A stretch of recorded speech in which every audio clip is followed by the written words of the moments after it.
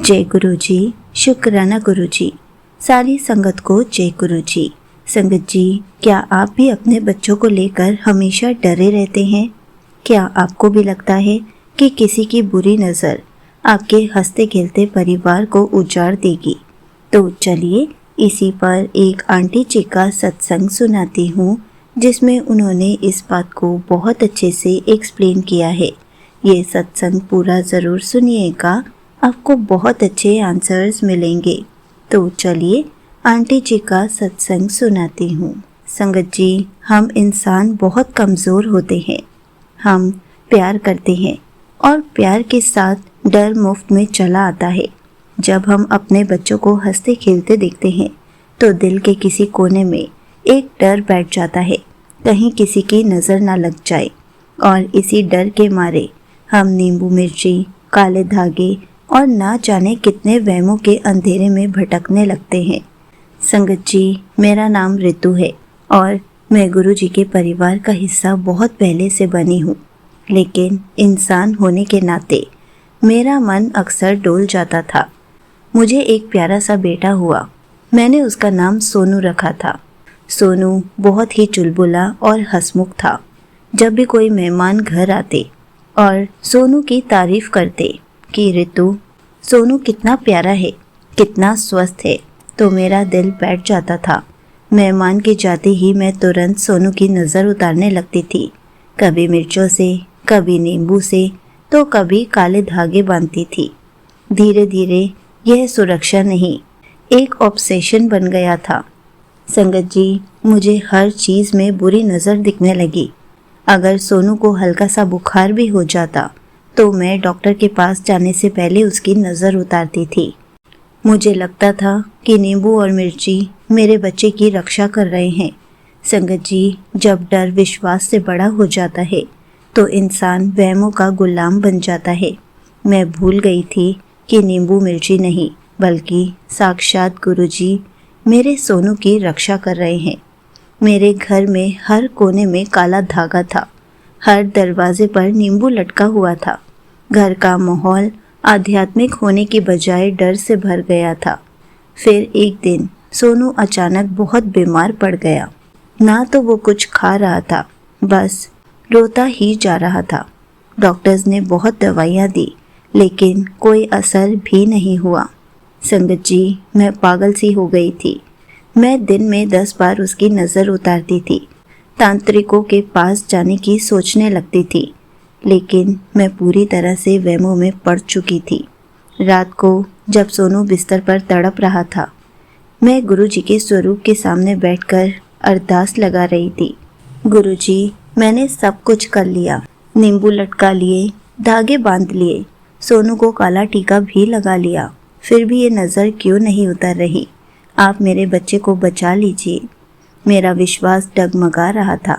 मैं भूल गई थी कि मैं नींबू मिर्ची को गुरुजी से ऊपर मान रही थी। संगत जी, गुरुजी महाराज कभी अपने बच्चों को वहमों के अंधेरे में नहीं रहने देते। जब परीक्षा घड़ी कठिन हो जाती है तो वो स्वयं राह दिखाते हैं। मैं गुरुजी के स्वरूप को देखते देखते रो रही थी। संगत जी, मेरे माइंड में थॉट आया कि कहीं मैं वहमों में तो नहीं पड़ रही। जब साक्षात गुरुजी मेरे घर पर विराजमान है तो फिर मैं चिंता क्यों कर रही हूँ? मैं सब कुछ गुरुजी पर ही छोड़ देती हूँ। उसी टाइम रोते रोते मैंने सब कुछ गुरुजी पर छोड़ा कि आप ही अपने बच्चे को संभालो, आप ही उसको ठीक करो। और मैंने अपने घर से सारे काले धागे, सारे नींबू मिर्ची सब निकाल कर बाहर फेंक दिए। संगत जी, मैं भूल गई थी कि गुरुजी ही मेरे घर के मुखिया है और गुरुजी ने टेलीपैथी के थ्रू मेरे इस अंधविश्वास को दूर कर दिया, मेरे इस वहम को दूर कर दिया। संगत जी, जिस घर के मुखिया गुरुजी हो, जहाँ वो एक पिता बनकर बैठे हों, उस घर की दहलीज पार करने की औकात किसी बुरी नज़र की भी नहीं है। क्या सूर्य के सामने अंधेरा टिक सकता है? मुझे अपनी गलती का एहसास हुआ। जैसे ही मैंने सारे काले धागे और नींबू मिर्ची बाहर फेंक दिए, तभी मेरे घर के अंदर एक तितली आई।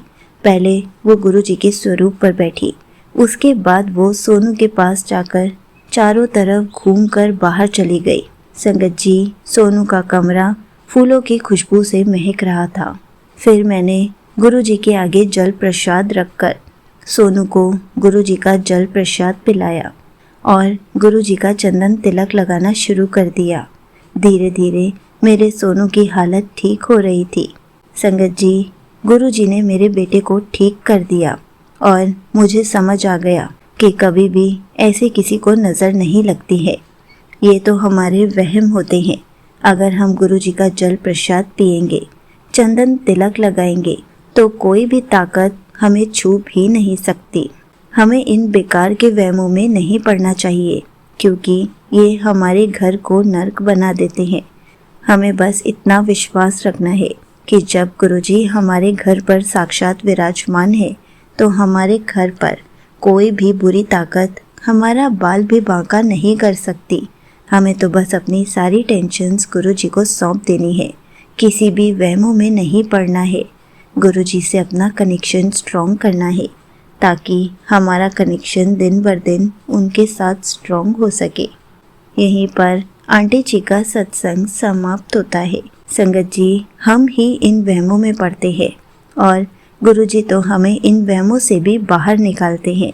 हमें कभी भी कोई भी बुरी नज़र छू भी नहीं सकती, क्योंकि हम गुरुजी की संगत है, गुरुजी के गुरु परिवार का हिस्सा है। हमें नींबू मिर्ची, धागे, इन सब की ज़रूरत नहीं है। हमें गुरुजी के जल प्रसाद की, चंदन तिलक की, गुरुजी के मंत्र जाप की और उन पर विश्वास करने की ज़रूरत है, क्योंकि जिस दिन से हमारा विश्वास अटूट हो जाएगा, उसी पल से गुरुजी हर पल हमें ब्लेस करते जाएंगे। इसलिए संगत जी, कभी भी बेकार के वहमों में मत पड़िए। इनसे आप सिर्फ नेगेटिव होएंगे, आपके अंदर नेगेटिविटी आएगी। आप नींबू लटकाने की बजाय अपने घर पर गुरुजी के स्वरूप के आगे जल प्रसाद रखिए, गुरुजी को चंदन तिलक लगाकर अपने लगाइए। उसके बाद देखिए, आपको क्या, आपके पूरे परिवार को कभी भी किसी की बुरी नज़र नहीं लगेगी। और अपने बच्चों को भी खुशी खुशी खेलने कूदने दीजिए।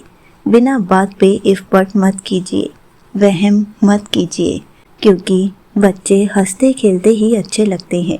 और जब गुरुजी का वो रोज़ जल प्रसाद ले रहे होंगे, चंदन तिलक लगा रहे होंगे, तो उनके ऊपर कोई भी बुरा साया आ ही नहीं सकता, क्योंकि वो तो गुरुजी के बच्चे हैं। गुरुजी उनको हर पल प्रोटेक्ट कर रहे हैं, हर पल उनके अंग संग रह रहे हैं। आप बस बेफिक्र होकर सब कुछ गुरुजी पर छोड़ दीजिए। जय गुरुजी, शुक्राना गुरुजी।